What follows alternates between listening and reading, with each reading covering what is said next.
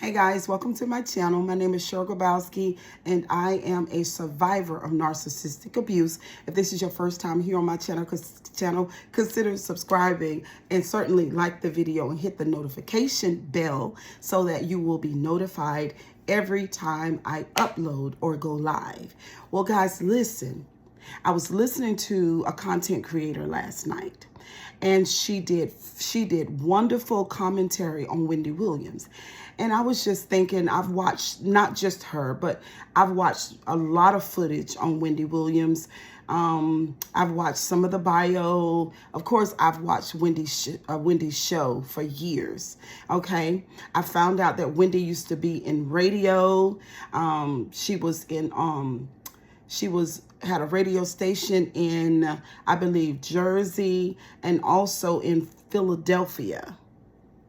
And when she went to Philadelphia, she really hit it off. But the reason why I've decided to talk about Wendy Williams again, because I've already spoken about Wendy, was that I found out that Wendy had a love addiction for Kevin. And I just want to say, and I tell you guys all the time, if this is your first time on my channel and you've found me because I've been talking about narcissism, first of all, you found a safe place. I thank you so much for subscribing to the channel. And if you haven't, then what are you waiting for? Go ahead and subscribe to the channel. Secondly, I've made it my life mission to inform men and women about this horrible thing called narcissistic personality disorder. Because if you have been in a narcissistic relationship, or you've had narcissistic parents or highly narcissistic family members, then you have gone through literal hell. And I'm here as a survivor to help support you. So let me get back into the commentary and welcome to the channel. And certainly tell a friend about it. Just one friend, would you please? So I didn't realize, I was suspicious of it, but I didn't totally realize that Wendy Williams was love addicted to Kevin. Now, I'm going to go back into her childhood. In her childhood, Wendy Williams was a awkward looking, fat, or large little girl. She was also tall. And her parents would give her certain types of food to help her lose weight because they were worried about her self-image. When she was in her school days, I found out last night that Black children didn't like her because she spoke well and she was very smart, so she didn't fit in with them. And the white kids didn't like her because she was tall and loud. So she really struggled to fit in her school days.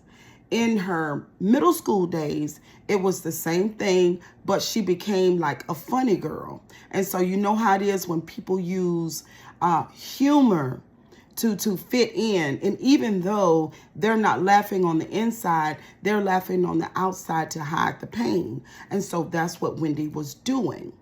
Once she started in radio, Wendy Williams, the parents knew when she was earlier, sounds like, I did not verify this, but sounds like that she had ADHD. Because this was verified that in her childhood, she was extremely hyper. And she was so hyper that when they went places and they went out to dinner and when they went to birthday parties, they had little codes that they would give her, like initial words like CW or CD. CD means calm down, or you're doing too much. DT meaning you're doing too much. And they would have her give her little clues to help her control her rah-rahness. And she also was a Cancer. My granddaughter is a Cancer. I had a conversation with a much older lady one day about her daughter, and she's a Cancer, and she was telling me, because I mentioned that my granddaughter was one, and that she, she cries a lot and she's highly emotional. And that's what they said about Wendy. Wendy did a lot of crying. She was highly emotional. She was a whole lot energetic. So it just sounds like that she had ADHD, right? And so Wendy went on to be this hyper energetic radio personality, okay, that would basically speak her mind no matter what. And so her niche was saying things that other people wouldn't say. So I would verbalize that as meaning that she would speak about the pink elephants, because there was a conversation, a phone call that Wendy Williams had with, let me stop shaking this table. Wendy Williams had with Whitney Houston. And Whitney Houston called to the radio station because she was so tired of Wendy Williams talking smack about her, just talking about her. And when she got on the phone, she told Wendy, she said, listen, I'm a human being. You talk about me every day. Like every day you talk about me. And it reminds me of an interaction between Truth Hurts and Q when they had that situation when Q called to Truth Hurts panel. That conversation between Wendy and Whitney Houston reminded me so much of that. And Whitney Houston wanted to say to Wendy, look, you talking about me too much.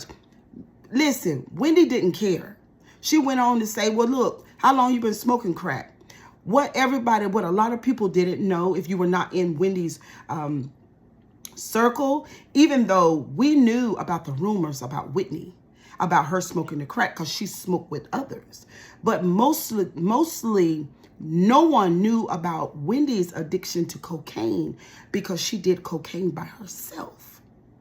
She didn't do that with others. She was very private about it. So when she was on the radio, she was, she was doing her lines. She was doing what she was doing. And she come out on the radio and she be that girl. She's going to address the pink elephants, and the white powder helped her to do that. It literally gave her the courage to do what other people were not doing in radio. And so she made her way. But so when she gets old, so she and Whitney Houston's having this conversation, and Whitney is not privy to the fact that Wendy is struggling with the same thing that she's struggling with. Even though Whitney is dealing with the hard substance, Wendy is dealing with the soft substance, and both of them are drinking, and they have so much in common. So later on, I'm going to skip down the road, and we're going to talk about later on. I remember when Wendy was doing her show and she realized that Whitney Houston had passed away. And I could see the trauma that was in her face, because inwardly, Wendy knew that she was struggling with her addiction the same way that Whitney had struggled with hers. Also, there was a toxic relationship there with Whitney Houston, which was Whitney and Bobby, and they were both codependent in that way. And they both were, in my opinion, underdeveloped children with the addiction, rich, and so they were doing what they were doing. So when Wendy was interviewing her, Whitney had no idea that they had that much in common. So they were talking smack to each other, excuse me, y'all, during the radio conversation. And that phone call would be the thing that sent Wendy straight into daytime television. Meanwhile, in Wendy's personal life, she was going up, but in her private life, she was going down. And every time in her private life would be plummeting, her business life would be accelerating. And so she gets on daytime television. She's with her husband, right? She's with her husband. We found out that Kevin was, in my opinion, severely narcissistic. He did what all narcissists do to their main supply. He isolated Wendy. As we can see in these videos now, 2024, when we're looking at the documentary of Wendy, how she says that she doesn't have friends. Well, if we rewind time, Kevin made sure that she did not have friends. He isolated Wendy. He also, it's alleged that, well, it's not alleged because some people seen it. He would beat Wendy. He would isolate her. He would beat her, choke her. So Wendy Williams was a battered woman. But at the same time, she was trauma bonded with Kevin. See, Wendy went through a lot with Kevin, okay? I could see it as plain as day. She was that insecure, and here comes this word insecure. Now, last night we talked about the insecurity on my last video, right? We talked about the insecurity, but here again now, we still see Wendy in her insecurity and her codependency, because she's still, like we was talking about Monique, she's the fat, Monique, the entertainer, the comedian, she's the fat, she's the black, and she's the naughty head little girl in her own words. Now let's look at Wendy Williams. Who is she? Because certainly she's not healthy inwardly, because she would have never attracted Kevin. Kevin is an abuser. He abuses her psychologically, mentally, emotionally, and now I found out last night, physically. He also isolated her. So Wendy is that fat, tall, awkward little girl who didn't fit in with the black kids or the white kids, okay? But she's high functioning. She's extremely high functioning in her addiction, and she excels in this thing called radio and television. And one day, Kevin, who's the narcissist, centers in on Wendy. What do I tell you guys about vibrationally? Narcissists can always find a certain type of supply, a certain type of codependent. Narcissists can always do that. There was a question someone asked me, well, Cheryl, do you think that Wendy Williams is an empath? She could have been an empath. She had so many inward, emotional, psychological issues, as we can see now. She oftentimes used that white substance to give her the confidence, the confident person that we saw Wendy as. She wasn't that person. And see, this is what I tell you guys. This is what I tell you guys on my channel. When it can look a certain way and it not be a certain way. You remember I told you before I met my coach, I used to tremble. You remember I told y'all that? And I used to be nervous. And when I came, even though I was doing Facebook Lives at the time, I'd done a whole lot of social media, but I always did it shaking and afraid. But now when I come to you guys, because I've done the work, I'm still doing the work. It's not a finished work. It's a process, but I'm doing the work. I've done a lot of work. I'm addressing and healing my inner child, okay? Because my coach gave me the tools to be able to do it. I'm attending to my inner world. This is a thing. Wendy Williams, Michael Jackson, Prince, what's his name? There are a lot of celebrities and probably a lot of people in your real life that you know that needed this introspection in this inner world life. Because when we are children, if we do not, and this is for Wendy Williams, even though her father was a very successful black man, I think he was the first principal of a school in Jersey from where they were from. And the mother was a school teacher too. So they were educators.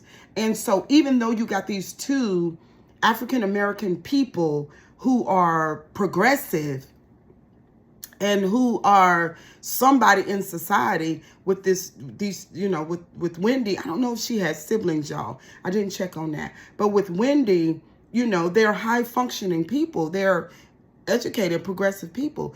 That doesn't mean that they were able to meet her emotionally, psychologically. That doesn't mean that they were there hands-on with Wendy to develop her in a healthy way that all children need to be supported. Here on my channel, For the younger women and men who are in childbearing ages, parents, I'm letting you guys know today, you've got to make emotional space for your kids. You have to sit down. I remember with my father, he was not my biological dad, but the dad that was in our home. He was a silent parent. Do you understand me? I can never remember him sitting, and I sat with him all the time while he watched television. And I can never remember a conversation with him that a father should have with a daughter psychologically and emotionally and making space for me. I never can remember him seeing me as a person, as his child, and who I was. Him being able to validate me and emotionally support me. I don't remember that. And it's a lot of us that don't remember that. Even though we had parents, 2 parents in the house. And I grew up with 2 parents in the house. 2 broken parents. Okay? So Wendy Williams did not, obviously, she did not get what she needed in that way, or she would have never gravitated towards Kevin. She would have never put up with Kevin's abuse. She would have never vibrated in that way that she did with Kevin, is what I'm telling you. When we end up in these dysfunctional relationships in life, and we have money, we have careers, we have nice houses and cars and all of that stuff, but we know that we're not happy in the relationship, and it's an abusive relationship. So when Wendy found out that she was in this marriage with this person who was really not treating her well, but her business life, her professional life was excelling. You know, people around her admired her. She made way more money than her parents could ever dream of making. And probably most of the people that's in her bloodline, if not every last one of them. So she was doing something that was absolutely magnificent. At the same time, she was being abused in this relationship with Kevin. Kevin saw Wendy a mile away, saw Wendy as this woman that he could exploit and use because she was innovative, progressive. She was a go-getter. She got all the attention and the accolades. She was that girl, and she had the bag. And the only thing he had to do with his city swag and his thug-like ways was to come and to love bomb her and then to validate her. They went on to say in this video, this young lady that did this video, she did a fantastic job. So she went on to say no one liked Kevin. No one liked him. He was rude. He was bossy. He wouldn't let people get close to Wendy. He monitored all her relationships. I can remember that's kind of how it was in my first marriage. My husband didn't like anybody that I liked. If I had a friend girl who spoke into my life in any kind of way, and God knows, even my mother he didn't like, if they would say anything, if they were bosses in any kind of way, or anyone that saw him, he didn't like that. And so that's how Kevin was with Wendy. He isolated her. And you guys would think, for you guys that really don't know the dynamic between the narcissist and his main supply, I'm not going to necessarily call Wendy an empath. I can't link into that right now. Maybe I'll find some evidence of it later on. But I will certainly say that I do believe that she is and was capable of emotional empathy, and that she certainly was a high-functioning, codependent, and people pleaser. She was. Even though when it came to celebrities, she would bust them down and get all in their business and speak on the pink elephants. And the reason why I'm thinking, this is in my opinion, my perspective, that she was able to see celebrities in that way is almost like this. I see what you say about yourself, because actually it's her. Do you see what I'm saying? So she would look at them through her lens. I see that you have $500 million. I see that you are one of the best singers in the world. I see that people love you and give you all kind of accolades, but who are you really? See? And the reason why she's able to look into it that way is because that's her.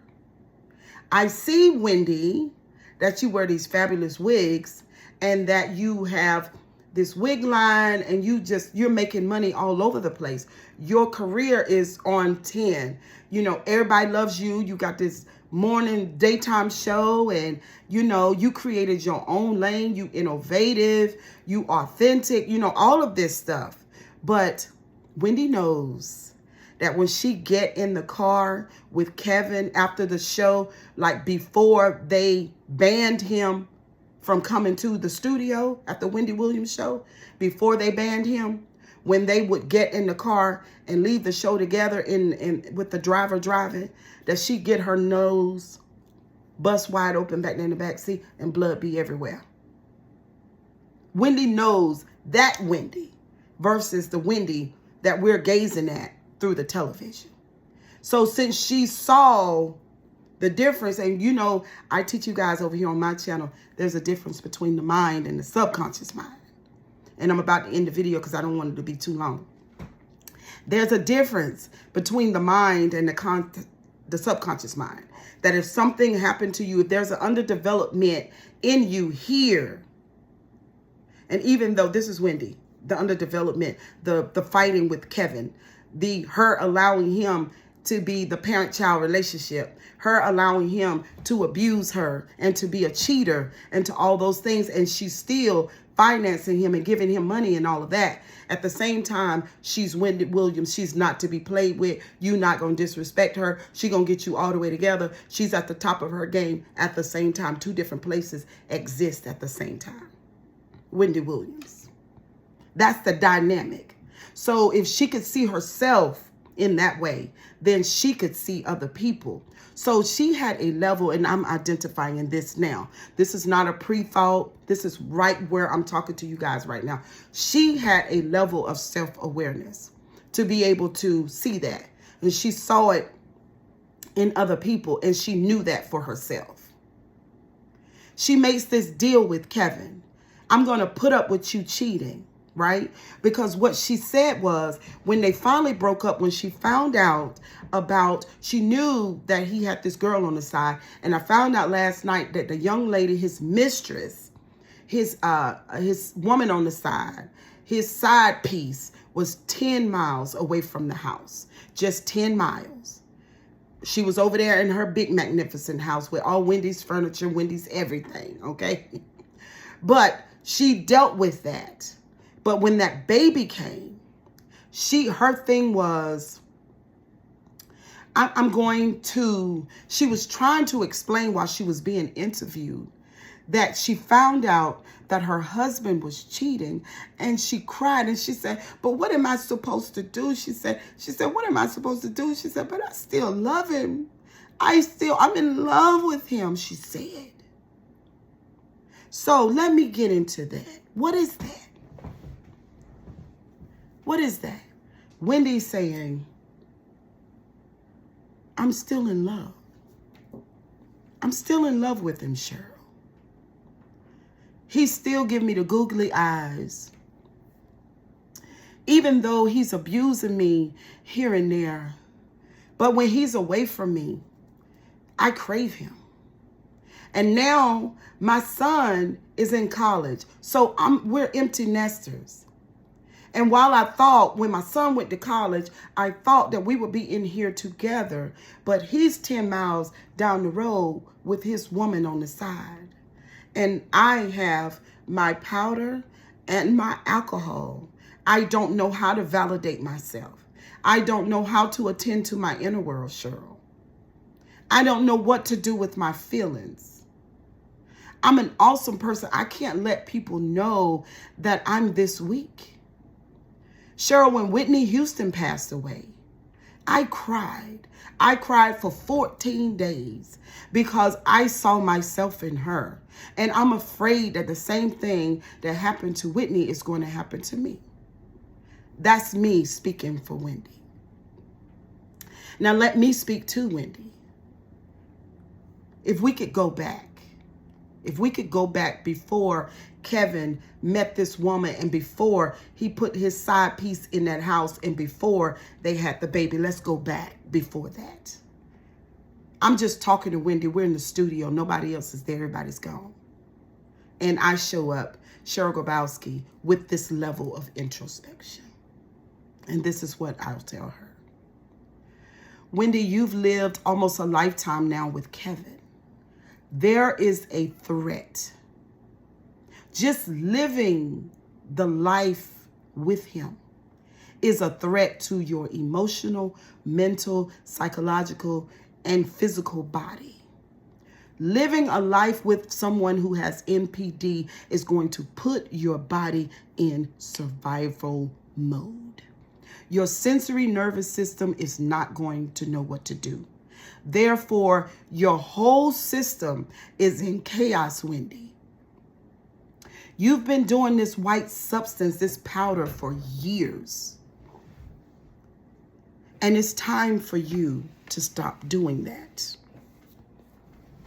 Because your body is getting sick, Wendy. Your body is getting sick. If you continue to deal with this emotional pain without seeking out for your healing, this relationship and everything that's going on with you and in your body and all is going to send you to an early grave. Now, there's a thing that we do nowadays, Wendy, when we identify that we're dealing with a person with narcissistic personality disorder, Wendy. And most people with NPD never get diagnosed because they don't think that there's anything wrong with them. And if they actually go into therapy, they try to manipulate and gaslight the therapist. And so most people with NPD don't go. But the evidence of a person suffering with NPD has everything to do with their main supply. Because the person that's in their life, that's been there loving them for a long time, we all have the same issues. We have a sensory nervous system that's shot. We have autoimmune diseases. Sometimes they are stacked on top of each other. We have 2 and 3 of them. Sometimes we develop eating disorders and addictions. Sometimes we cannot regulate our nervous system. Most of us can't. Wendy, when we suffer through what we've gone through with these people, like what you're going through with Kevin, I'm going to tell you right now, and even though your mother just passed away, Wendy, and that's the roughest thing that you're going to ever have to deal with. But your mother passing away, your addiction, and this man that you're in this marriage with, who doesn't love you and doesn't have the capacity to.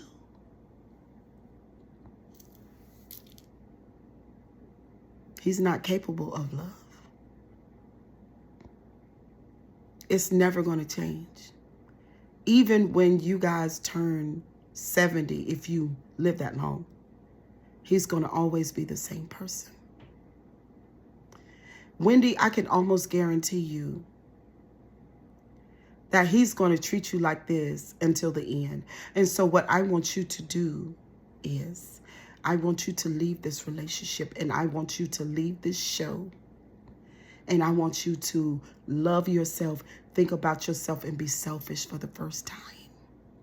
You have the resources, you have the money, you have the time. Go into therapy.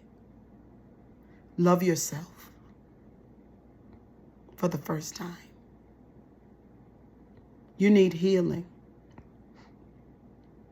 Mentally, psychologically, emotionally, physically. Now it's gotten all into the physical because that's what happens. It starts with the sensory nervous system and the mind and the emotions. And then it gets down into your bones, your muscles, and everything else, and in your organs. Along with addictions, Wendy. if you don't stop this, it's going to bring you to a tragic end. And at the end, Kevin will just take your money and spend it on somebody else. So it's you, Wendy. It's you that has to love you. And you can do it.